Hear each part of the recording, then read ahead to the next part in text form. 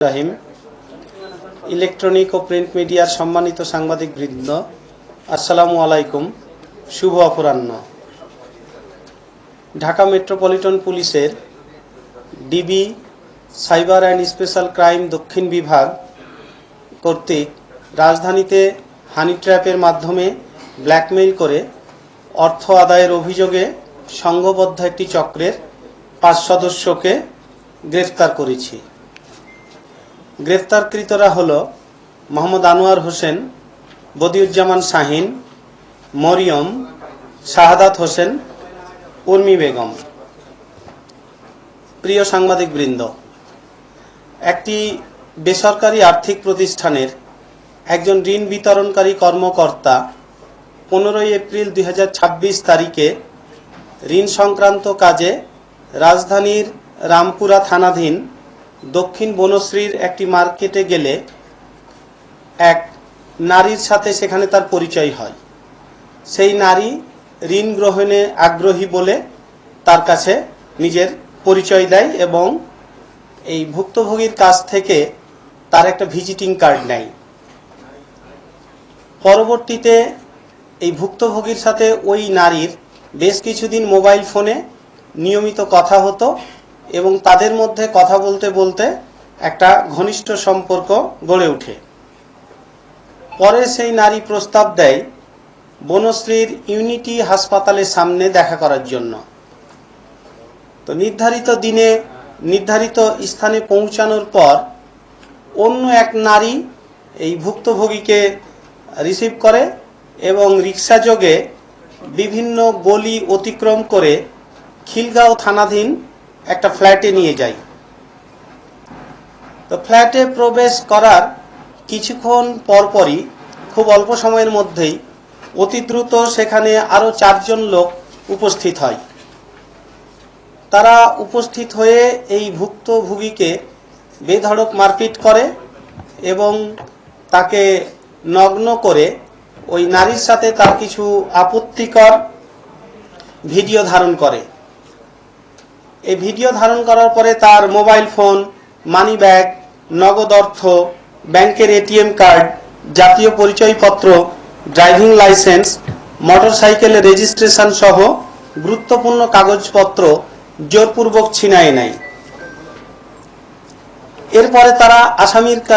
এরপরে আসামিরা ভুক্তভোগীর কাছে 3 লাখ টাকা চাঁদা দাবি করে এবং তার ব্যাংক হিসাব থেকে বিকাশ এবং উপায় অ্যাপ্লিকেশনের মাধ্যমে মোট 1,10,000 টাকা আত্মসাৎ করে। একই সাথে আপত্তিকর ভিডিও সামাজিক যোগাযোগ মাধ্যমে ছড়িয়ে দেওয়ার হুমকি দিয়ে বিভিন্ন সময়ে তাকে ব্ল্যাকমেইল করতে থাকে। একটা পর্যায়ে ভুক্তভোগী বাধ্য হয়ে খিলগাঁও থানায় 22 জুন 2026 তারিখে একটা মামলা দায়ের করে।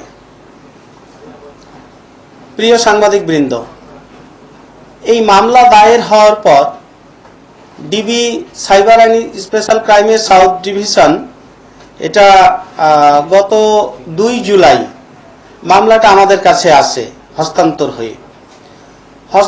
হয়ে আসার পরে আমরা প্রাথমিক তদন্ত শেষ করে 3 জুলাই দিবাগত রাতে সারা রাত ধরে আমরা রাজধানীর সবুজবাগ, বাড্ডা এবং খিলগাঁও এলাকায় সমন্বিত অভিযান পরিচালনা করি।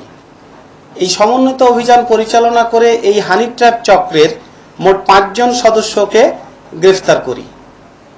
এই সময় তাদের কাছ থেকে 9টি মোবাইল ফোন, 1টি ওয়াকি-টকি এবং নগদ 4,000 টাকা উদ্ধার করা হয়।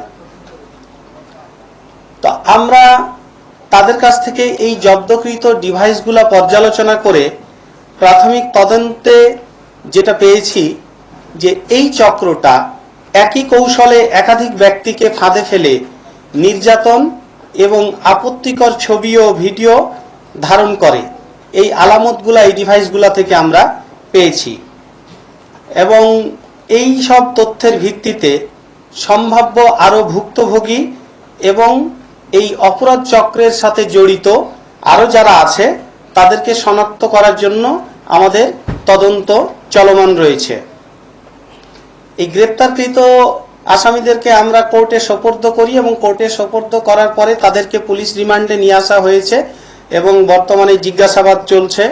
এবং এই অপরাধের সাথে আরও কারা কারা জড়িত আছে, তারা আসলে এই অপরাধগুলা কি কি সংগঠনে মানে কি কি কৌশলে সংগঠন করে সে বিষয়ে বিস্তারিত তথ্য এবং আরও এদের দ্বারা আরও কারা কারা ভুক্তভোগী আছে সেই বিষয়গুলো আমরা শনাক্ত করার চেষ্টা করতেছি। তো দেশবাসীর কাছে আমাদের অনুরোধ যে এই ধরনের অপরিচিত ব্যক্তির সাথে বা অপরিচিত নারীর সাথে পরিচয় হয়ে যোগাযোগ স্থাপনের সময় সর্বোচ্চ সতর্কতা অবলম্বন করতে, সচেতনতা অবলম্বন করতে এবং কেউ যদি এই ধরনের ভুক্তভোগীর শিকার হয় তাহলে তারা সাথে সাথে যেন আইন শৃঙ্খলা বাহিনীর কাছে এটা অবহিত করে, পুলিশের কাছে অবহিত করে। আমাদের কাজের একটা অভিজ্ঞতা থেকে আমরা দেখেছি যে ভুক্তভোগীরা সামাজিক কারণে এবং নিজেদের আত্মসম্মানের কারণে এই ভিক্টিমাইজ হওয়ার পরেও তারা পুলিশের কাছে যেতে চায় না। এমনকি অনেক সময় আমরা আইডেন্টিফাই করলেও তারা কোনো অভিযোগ দায়ের করতে চায় না বা মামলা দায়ের করতে চায় না। তো এইটা না করলে আলটিমেটলি দিন শেষে কিন্তু অপরাধীরা উৎসাহিত হয় এবং তাদের অপরাধমূলক কর্মকাণ্ড চালিয়ে যায়। এই জন্য আমার মেসেজ হলো যে সর্বোচ্চ সচেতন থাকার জন্য অপরিচিত লোকের সাথে মোবাইল ফোনে বা সোশ্যাল মিডিয়াতে বা অন্য কোনোভাবে পরিচয় সূত্র ধরে ফ্ল্যাটে বা অন্য কোথাও যাওয়া এবং কেউ কোনোভাবে যদি ভিক্টিমাইজ হয়ে যায় সাথে সাথে পুলিশকে ইনফর্ম করা। তো সবাইকে ধন্যবাদ।